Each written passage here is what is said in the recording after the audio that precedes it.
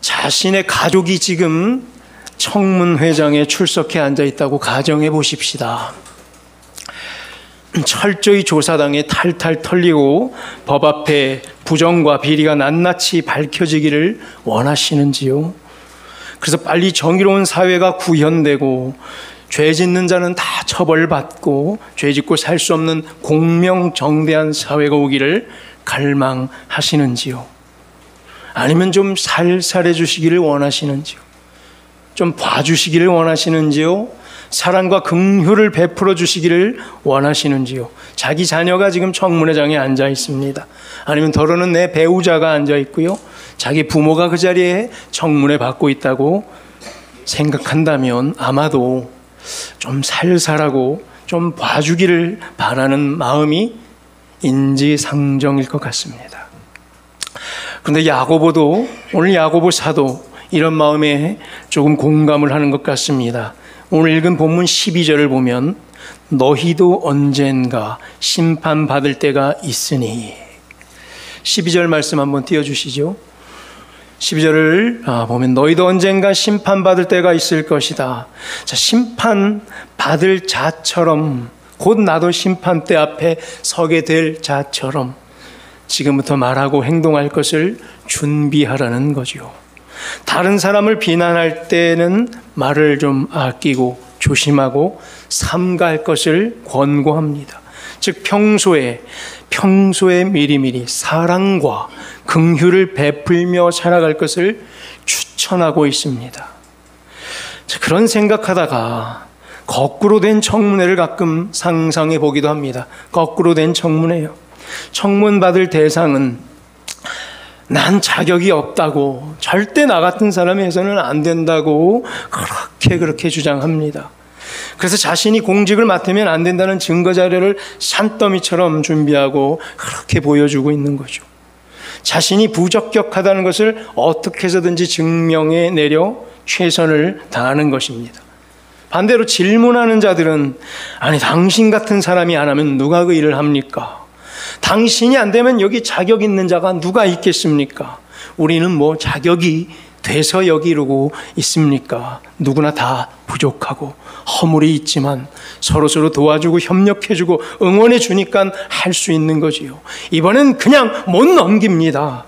못 이기는 체하고 그 공직을 꼭 수락해 주시기를 바랍니다. 꼭 맡아주세요.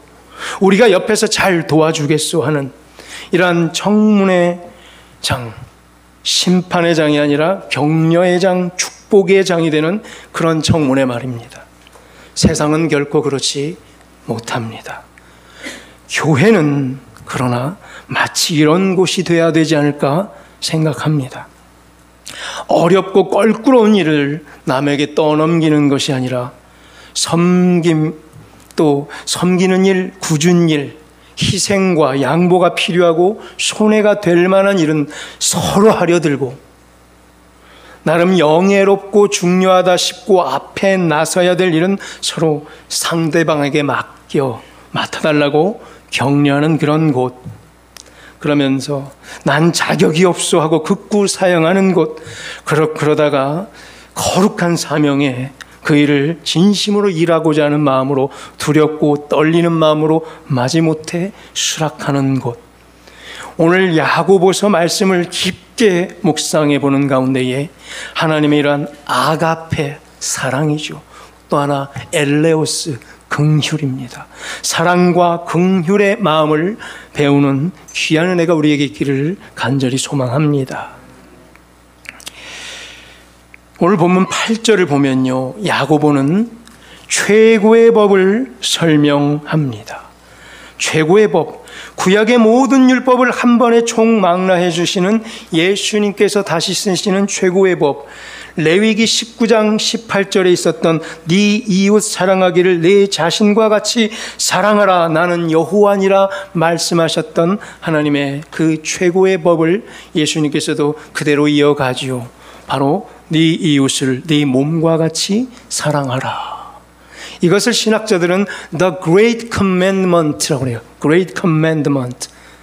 최고의 계명이라는 얘기예요. 위대한 계명. 마태복음 22장 37절에서 40절, 바로 이게 The Great Commandment, 최고의 계명, 예수님께서 말씀하셨던 최고의 계명, 우리 다 함께 한번 읽어보겠습니다. 예수께서 이르시되 내 마음을 다하고 목숨을 다하고 뜻을 다하여 주 너의 하나님을 사랑하라 하셨으니 이것이 크고 첫째 되는 계명이요 둘째도 그와 같으니 내 이웃을 네 자신과 같이 사랑하라 하셨으니 이 두 계명이 온 율법과 선지자의 강령이니라. 아멘. 온 율법, 모세의 율법, 모세의 오경을 말하죠. 선지자의 강령, 이사야서부터 시작하는 예언서들의 모든 가르침들 말하는 거예요. 즉 성경 전체란 얘기죠. 성경 전체의 말씀을 탁 줄이면 네 이웃을 내 몸과 같이 사랑하라. 이 전체를 압축하면 저렇게 나온다는 거예요. 그래서 저걸 The Great Commandment, 위대한 계명, 최고의 계명이라는 거죠. 평소에 이런 연습을 하며 살아가야 되는 거예요. 바로 네 이웃을 네 자신과 같이 사랑하는 연습 말이죠. 남에게는 관대하고 자신에게는 엄격한 훈련을 말하는 겁니다. 그래야 청문회장에 안 불려갈 수 있는 거예요. 심판하는 자의 입장에서가 아니라 미리미리 사전에 심판당하는 자의 입장에서 주변 공동체와의 관계를 맺어가야 되는 거죠. 그래야 공동체는 건강해지고 사랑과 긍휼이 넘쳐날 수 있게 됩니다. 반대가 되면 비극이죠. 자신에게는 늘 관대하고 남에게는 엄격한 분위기가 조성된다면 어떻게 되겠습니까? 자신에게는 늘 그럴 수도 있지, 그럴 수도 있지. 다른 사람에게는 어떻게 그럴 수가 있어? 이러면 서로 하루하루를 살얼음판 걷는 기분으로 살아가야만 하는 거죠. 언제 무슨 일이 터질까 눈치만 보며 살아가게 됩니다. 언제 실수로 잘못 발을 디딜 때 얼음이 푹 꺼져버리지는 않을까. 서로 조금만 잘못해도 큰 비난을 받을까 두려워하며 살게 되는 거예요. 그래서 점점 수동적으로 처신하게 되고 앞장서서 일하기가 꺼려지게 돼요. 뭔가 앞장서서 일을 하게 되면 받을 수많은 비난이 두려워지게 되는 거죠. 그러면 그 사회 공동체는 발전하기가 더디어지며 경쟁에서 분명히 도태되게 됩니다. 그래서 야고보 사도는 오늘 13절에서 이렇게 말씀하십니다. 13절을 보면요, 긍휼은 심판을 이긴다. 너무나 멋진 말인데요. 긍휼 엘레오스예요. 심판 크리시스예요. 크리틱, 비판하는 거. 항상 이긴대. 이것은 어떤 뜻이냐면 심판은 긍휼과 맞서 싸울 때 상대도 안 된다. 심판은 한 주먹감도 안 된다. 게임도 안 된다는, 항상 긍휼이 이긴다는 거예요. 압도적으로 긍휼이 힘이 세다는 거예요. 긍휼 엘레오스가 심판 크리시스보다 훨씬 파워가 세다는 말입니다. 너무나 통쾌한 선포가 아닐 수 없어요. 긍휼이 심판을 이기는 줄로 믿습니다. 긍휼이 심판을 이기는 줄로 믿습니다. 그러고 보면 당연히 긍휼을 베푸는 것이 훨씬 어렵죠. 상대적으로 심판하는 것은 쉬워요. 우리 잘 알고 있잖아요. 인생을 좀 어느덧 살아보신 분들은 이걸 분명히 공감할 거예요. 긍휼이 쉽던가요? 심판이 쉽던가요? 긍휼이 쉬워요? 심판이 쉬워요? 심판이 훨씬 쉽습니다. 긍휼을 베푸는 것은 매우 어렵습니다. 야고보의 이 명언인 긍휼은 심판을 이긴다. 이 말의 더 깊은 의미는 긍휼을 베풀면 결국 나에게도 이기게 되고 결국 상대방에게도 이기게 된다는 얘기예요. 나도 이길 수 있고 상대방도 내가 이길 수 있는 거예요. 그래서 이 어려운 긍휼을 더 강조해 보려고 야고보 사도는 단도직입적으로 확인합니다. 긍휼을 행하지 아니하는 자에게는 긍휼이 없는 심판만 있을 것이다. 자기가 스스로 긍휼을 베풀지 않으면 하나님도 그대에게 긍휼을 베풀지 않고 심판만 베풀 것이라는 말이죠. 정말 따가운 말이죠. 다른 사람의 청문회 때에 신랄하게 비판한 자, 분명히 자기 자신의 때가 올 것이고 그 또한 그 자리에 섰을 때 처절한 심판을 받게 되는 것을 우리는 이미 보게 됩니다. 다른 사람을 평가하고 판단하면서 자신이 말했던 그 잣대가 그대로 부메랑이 되어 자신에게 돌아와 꽂히게 되죠. 그러니 평소에 긍휼을 베풀고 긍휼이 언행 가운데에 몸에 배이듯이 언행에 배이게 하라는 거죠. 왜죠? 긍휼은 심판을 이기기 때문입니다. 긍휼을 베풀어 살아가는 것이 너무나 익숙해진 신앙생활 다 되시기를 주의 이름으로 간절히 축원합니다. 긍휼이 너무 편하고 긍휼이 너무 몸에 배어서 자연스러운 분들이 다 이 자리에 있었으면 좋겠어요. 오늘 야고보 사도는요, 자신이 설명하고 있는 이 최고의 법, The Great Commandment, 내 이웃을 내 몸과 같이 사랑하라를 실천할 수 있는 구체적인 방법을 오늘 소개해 주고 있어요. 이웃 사랑이야말로 그리스도인들이 보여줘야 될 최고의 윤리 덕목이라는 거죠. 이웃을 자기 몸처럼 자기 가족처럼 사랑하는 실천의 첫걸음은 오늘 야고보는 이렇게 분명히 보고 있습니다. 바로 사람을 차별하여 대하지 말자는 것입니다. 9절에서 보면요, 사람을 차별하여 대하는 죄, 사람을 차별하여 대하면 그게 죄래요. 차별하는 순간 죄랍니다. 예수님의 최고의 계명을 이렇게까지 해석하고 있는 거예요. 그러면서 복음을 어떻게 실천할지, 복음의 구체적인 실천을 지금 강조하고 있는 거예요. 차별하지 말자. 이게 복음이래요. 복음을 실전에서 나오게 되는 복음의 양상은 차별하지 말자래요. 야고보는 예수님의 동생이었어요. 친동생. 어렸을 적부터 예수님의 모든 것을 다 보호하고 같이 자라났던 야고보. 그 누구보다 예수님이 누군지 잘 알고 계세요. 그는 하나님이심을 그가 알아요.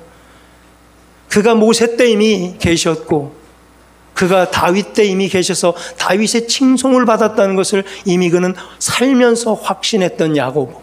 그리고 십자가 지시고 부활하시고 승천하신 모든 것을 본 야고보. 그가 이렇게 이걸 해석해요. 예수님께서 말했던 최고의 법인 네 이웃을 내 몸과 같이 사랑하라의 실천의 가장 으뜸인 것은 바로 차별하지 말자라는 거예요. 예수님께서도 사람을 대하실 때 차별하지 않았던 것을 그는 다 봤어요. 3년간의 예수님의 공생애 가운데도 그 누구도 하나 차별하지 않는 예수님을 봤어요, 옆에서. 예수님은 사람을 외모로 판단하지 않으셨어요. 누가복음 13장 6절을 보면요, 18회 동안의 귀신 들려 추하게 꼬부라져 있는 여인을 고치시며 아브라함의 딸이라 불러주셨어요. 아브라함의 딸이래요. 그 추한 여인이, 보잘것없는 여인. 창세기를 우리가 묵상하면서 이게 얼마나 위대한 말인지 알죠? 아브라함의 아들 누구예요? 이삭이에요. 아브라함의 아들 이스마엘이 아니고 하갈도 아니에요.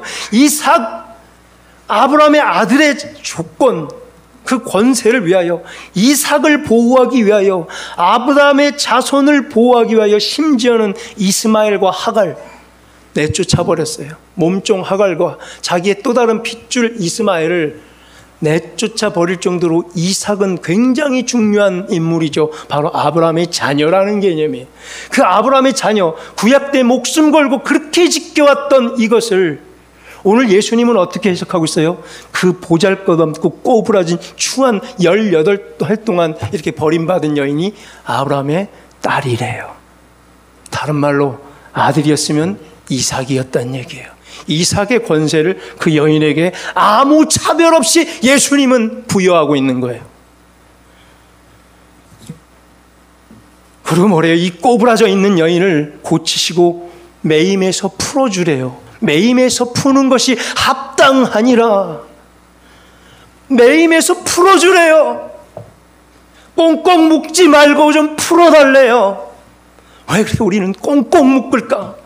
이 세상은 왜 이렇게 카테고리를 정해서 꽁꽁꽁꽁 묶어놨는지, 우리도 카테고리를 정해서 꽁꽁꽁꽁 묶어버려요. 묶지 말고 풀어주란 얘기예요. 차별을 풀어주란 얘기예요. 이 매임은 바로 차별이죠. 차별의 매임이에요. 세상이 차별하여 꽁꽁 묶어놓은 이 매임에서 자유를 주시는 우리 주님이죠. 요한복음 9장 태어날 때부터 나오는 소경된 자가 나와요. 누가복음 7장에서는요, 17장에서는 각종 문둥병자들이 나와요. 병자들이 이렇게 많이 나오죠. 누가복음 8장에서는 회당장 야이로의 딸이 나와요. 그리고 그 외에 12년간 혈루증 앓던 여인, 로마의 백부장, 바리새인 니고데모, 모든 사람의 존경을 받았던 바리새인 중에 관원 높은 지위를 갖고 있었던 그 근데 바리새인, 그리고 사마리아 여인, 할 것 없이 예수님께서는 차별 없이 동등하게 대해줬음을 우리는 알게 됩니다. 뭐예요? 성별, 민족, 종종, 신분, 지위, 고하를 막론하고 과거의 행적이 어땠던지를 다 초월해서 막론하고 예수님께 다가오는 모든 자에게 한없는 자비와 사랑을 동등하게 차별 없이 베풀어 주셨습니다. 사랑하는 성도 여러분들, 사람을 차별하여 대하지 않는 방법, 사람을 겉모습으로 취하지 않는 것이에요. 겉모습 눈에 보이는 지위, 고하, 나이가 많네, 남자네 여자네, 돈이 많고 잘 차려입고 이걸 초월할 수 있는 것, 사람을 차별하여 대하지 않는 방법, 겉모습으로 취하지 않는 것. 오늘 야고보는 2장 4절에서 읽지는 않았지만 앞을 좀 봅니다. 2장 4절을 보면 서로 차별하여 악한 생각으로 판단하는 그런 자가 되지 말 것을 당부합니다. 뭐예요? 서로 차별하여 악한 생각으로 막 판단해요. 서로 차별하는 것은 눈에 그냥 보이는 대로 겉모습으로 판단해버리는 교만을 말합니다. 차별하는 순간 교만이 팍팍 들어와요. 그리고 악한 생각으로 판단해버려요. 판단해버려요, 그냥. 그럼 그 사람에게 줄 공평한 기회를 빼앗아버리는 사악한 행동이라는 거예요. 악한 생각은 선입견을 가리킵니다.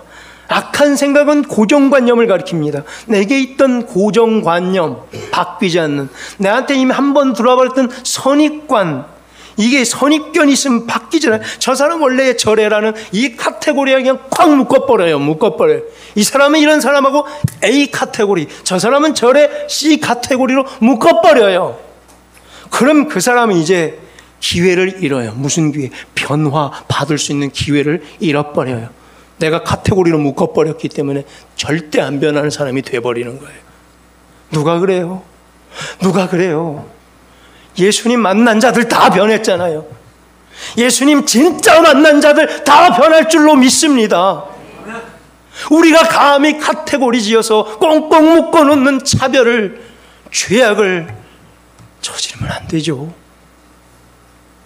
예수님께서 모든 기회를 모두에게 주셨어요. 직접 찾아가셨고 끝까지 얘기 들어주셨고 그리고 간구에 응답하셨습니다. 모두에게 기회를 주셨습니다. 교회에서요, 돈으로 판단합니까? 가진 것으로요? 아니면 잘 차려입고 꾸민 것으로요? 나한테 친한 사람 친분으로요? 나이로 합니까? 직업으로 합니까? 신앙생활의 연수 등등으로 합니까? 사람을 차별하는 일이 결코 있어서는 안 됩니다. 차별 대우하지 말라는 것은요, 겉모습으로 제발 판단하지 말라는 거예요. 선입견, 고정관념 버려야 돼요. 사람을 겉모습으로 판단하는 건 교만이에요. 이 교만을 버려야 속 사람이 보여요. 그 사람의 속 사람을 구별해내는 통찰력을 길러야 돼요. 통찰력, 뭐라고 그랬어요? 인사이트라고 그랬죠. 내부를 들여보는 힘, 인사이트예요. 안을 들여보라는 얘기예요. 겉만 보지 말고 내 속사람을 봐주시오라는 거죠. 통찰력은 이렇게 정의할 수 있어요. 차별하지 않고 구별해내는 능력이 통찰력이에요. 뭐예요? 차별하지 않고 구별해내어 옥석을 발견하는, 그 사람의 내부에 있는 진솔함을 발견해내주는 게 통찰력이에요. 힘이에요. 진짜 힘. 남들은 다 저렇게 평가하고 카테고리에 묶어놨을지언정 나는 그 안에 있는 그 사람의 옥석과 같은 보배와 같은 것을 발견해서 구별하여 살릴 수 있는 힘, 그게 통찰력인 거죠. 베드로전서 2장 9절에 쭉 이렇게 길게 나왔는데 한마디로 너희는 거룩한 백성이래요. 너희는 거룩한 택한 족속이며 거룩한 나라며 백성이다. 자, 이런 명제를 한번 생각해 봅시다. 너희는 거룩한 백성이다. 너희는 거룩한 백성이다. 이 문장을 읽으면 자, 이 거룩하단 말이 쉽게 이해가 됩니다. 왜 구별됐다는 얘기죠. 다른 백성과 다른 나라와 구별됐다는 얘기예요. 하나님 나라가 구별이 돼 있고, 구별이 이건 차별이 아니라 하나님 백성들은, 하나님 나라 백성들은 다른 백성들과 구별되어 보인다는 얘기. 즉 좋은 의미로 구별된다는 얘기예요. 좋은 의미로 구별되는 거예요. 우리 부성교회 성도들도 좋은 의미로 다 구별되는 줄로 믿습니다. 밖에 나가서 딱 보면 저건 부성교회 사람이네. 딱 어떻게 저렇게 부성교회, 역시 부성교회, 안 봐도 알아. 저렇게 아름다운 행동을 하는 것, 저런 태도를 보이는 것, 이런 곳에서 저런 판단을 할 수 있는 건 부성교회 성도들이지 아마.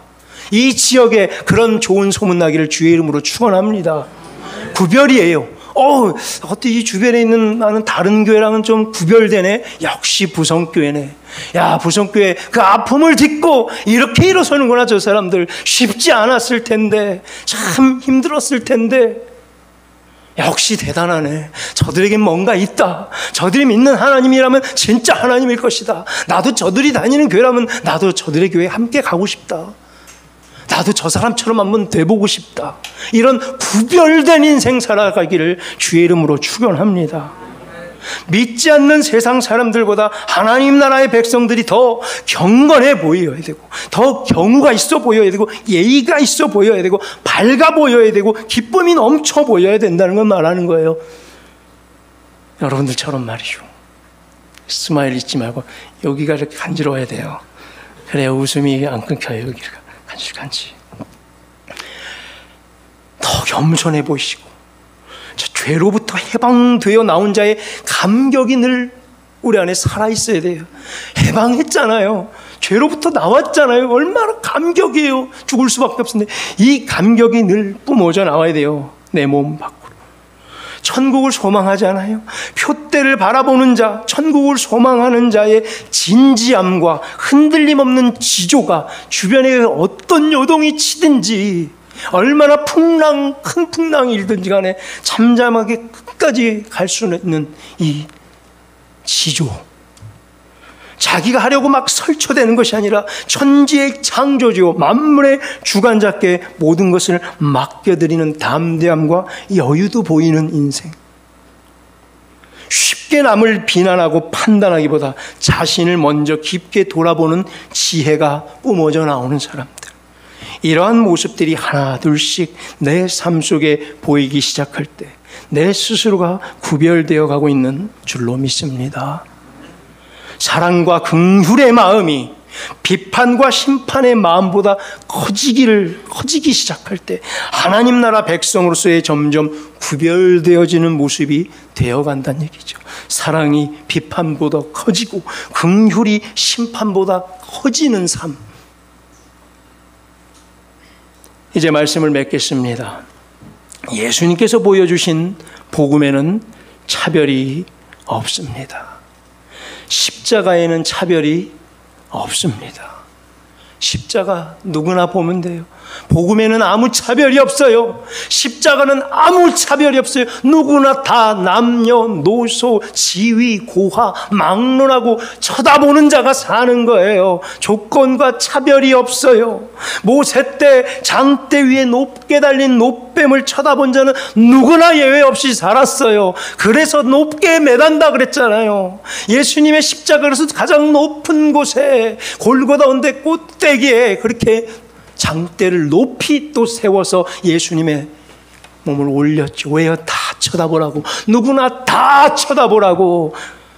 공평하게 다 살리시려고 말이죠. 아무 차별 없이 예수님 쳐다보시면 산다는 거죠. 십자가의 대속 앞에 나오려는 이 세상에 포로된 자들 누구나 다 구원받는데 차별이 없는 줄로 믿습니다. 누구나 진심으로 다 회개하고 예수 그리스도를 구세주로 믿고 영접하면 구원받는 줄로 믿습니다. 교회는 바로 이러한 곳. 은혜, 또 복음을 선전하는 곳이 교회인 줄로 믿습니다. 이러한 복음을 살아내는 사람들이 모여든 곳이 교회입니다. 그러나 우리도 어땠어요? 처음에는 상처투성이에 갈기갈기 세상에서 찢기고 그러한 모습으로 여기 몰려든 자들입니다. 그런 자들이 하나둘씩 모였어요. 마치 아둘람 굴에 다윗이 있을 때 찢긴 자, 쫓기는 자, 빚진 자, 갚을 수 없는 자, 질병으로 죽을라 하는 자들 다 그 자리에 모여서 다윗의 무리를 이뤘고 다윗 왕국의 초대 멤버가 된 거예요.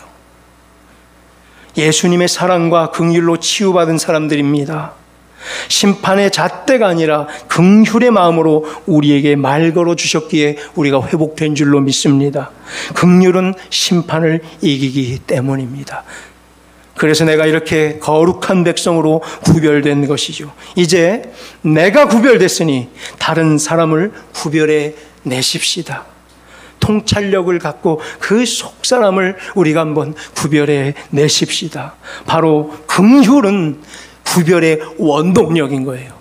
긍휼은 심판을 이기기에 긍휼의 마음을 갖고 그 사람의 속사람을 들여보는 거예요. 긍휼로 들어보세요. 심판으로 들여보는 게 아니라 긍휼로 들여다볼 때 구별해낼 수 있는 힘이 생기는 거예요. 사람을 차별하여 무시하는 것이 아니라 잘 구별하여 사랑하는 우리 모두 되기를 주의 이름으로 축원합니다. 무시함으로 차별하는 것이 아니라 사랑함으로 긍휼을 베품물로 구별해내는 우리의 모든 인생길 되기를 주의 이름으로 간절히 축원합니다. 하나님 아버지요,